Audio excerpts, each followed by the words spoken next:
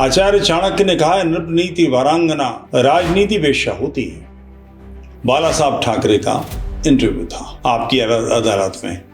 उसमें बाला साहब ने ताल ठोक कर कहा कि अगर कोई इसका श्रेय नहीं लेता तो मैं कहता हूं कि ये शिव सैनिकों ने गिराया। उन्हीं का पुत्र उद्धव ठाकरे हिंदूवादी राजनीति के नाम पर जो चुनाव जीता हो और वो पलटी मार ले, लोग नहीं पूछेंगे आपको वोट किस लिए दिया था? कांग्रेस के समर्थन करने के लिए। और आज वो राजनीति यहां ले आई है कि विश्व हिंदू परिषद और बजरंग दल, जिन्होंने बाबरी मस्जिद ध्वंस की तेजस्वी कार्रवाई की थी, वो आज हिंदू तालिबान दिखाई दे रहे हैं। कांग्रेस के तलवे चाटने की राजनीति, सोनिया गांधी के चंपू बनने की राजनीति, जो न करा है वो थोड़ा है। जय हिंदू राष्ट्र। मेरा एक शेर है, सियासी भेड़ियों थोड़ी बहुत गैरत जरूरी है। सियासी भेड़ियों, राजनीतिक भेड़ियों, सियासी भेड़ियों थोड़ी बहुत गैरत जरूरी है। तवाइफ तक किसी मौके पे घुंघरू तोड़ देती है।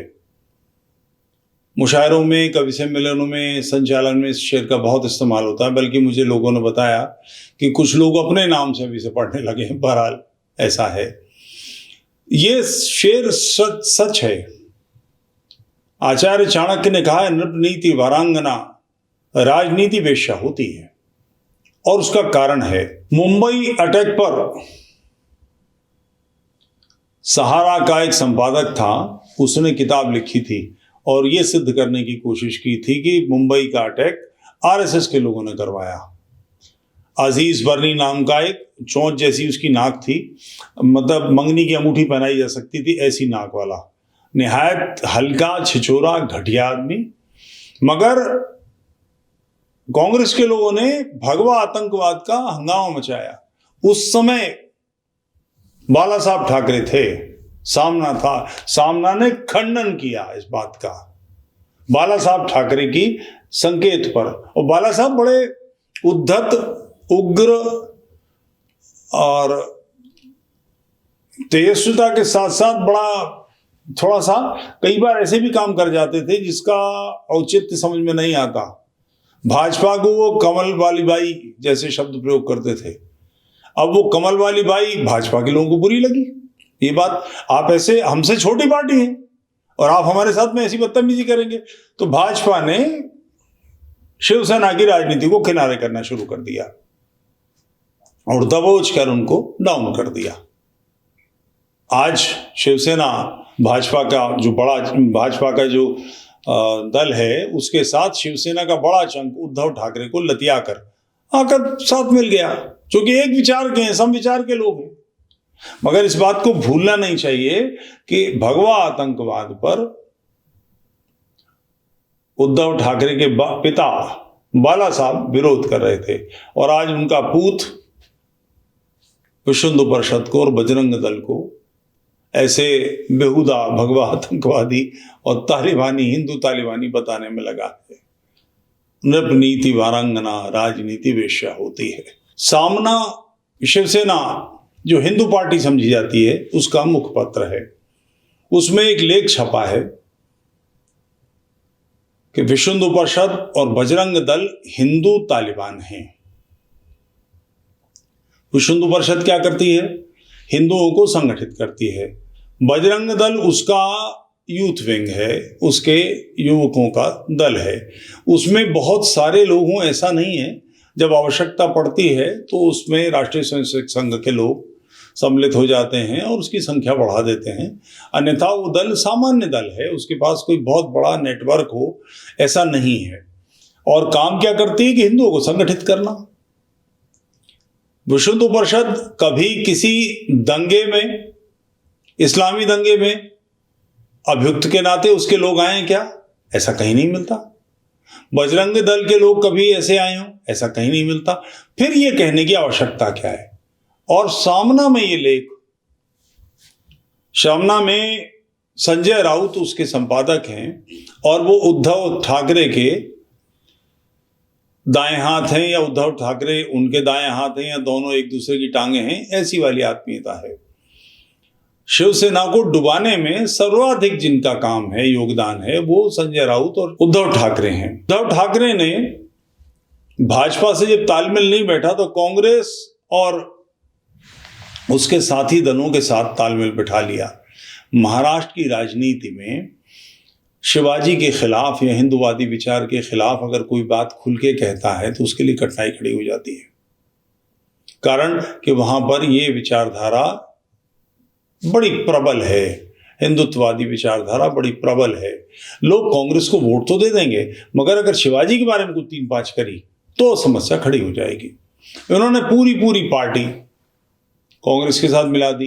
अब वो लोग जो हिंदुत्व के नाम पर जीत कर आए हैं वो कब तक साथ देंगे? 90 के दंगे में शिवसेना के लोग का नाम उभरा था, उसके एमएलएज दंगे में भागीदार थे, हिंदू मनोबल बनाने में काम कर रहे थे। भागीदार का मतलब ही नहीं कि वो मस्जिद फेंक रहे थे, मुसलमानों को चला रहे थे, हिंदू मनोबल बना रहे इसका कार्य कर रहे थे। उनके शिवसेना में जिन्होंने स्थापना की है बाला साहब ठाकरे, उनके कुपुत्र हैं। ऐसा कुपुत्र मैं क्यों कह रहा हूं, मुझे क्या अधिकार है, उसका कारण है 1992 में राम जन्मभूमि पर बनी हुई मस्जिद ध्वस्त कर दी गई। विश्व हिंदू परिषद, राष्ट्रीय स्वयंसेवक संघ, भाजपा सबको सांप सूंघ गया था। आडवाणी जी उसमें सम्मिलित थे। उस दिन एक छत के ऊपर मंच बनाया गया था, वहां से भाषण हो रहे थे और लोग वहां इकट्ठे थे। अचानक लोग सीधे मस्जिद पर टूट पड़े। ये सारे के सारे लोग कस्में दिला रहे थे, आपको प्रभु राम की कसम, आपको सीता माता की कसम, आपको लव कुश की कसम, आपको लव कुश के पोतों की कसम, नीचे उतर आए। ये सारे काम कर रहे थे। जब पहला गुंबद गिर गया तो लाल कृष्ण आडवाणी जी, जो कि वीवीआईपी प्रोटोकॉल था, बाहर निकले और प्रशासन ने उनको फ्लाइट पकड़वा दी। वो दिल्ली आ गए। जब शाम में सब कुछ टूट टाट गया तो उन्होंने नेता प्रतिपक्ष से त्याग पत्र दिया, प्रेस कॉन्फ्रेंस बुलाकर कहा ये मेरे जीवन का सबसे काला दिन था। ये जिस दिन मूछ पर ताव देने का, ताल ठोकने का, सीना ठोकने का काम था, उस दिन बिल्कुल सारे के सारे विश्व हिंदू परिषद सहित सारे के सारे दल घबराए हुए थे।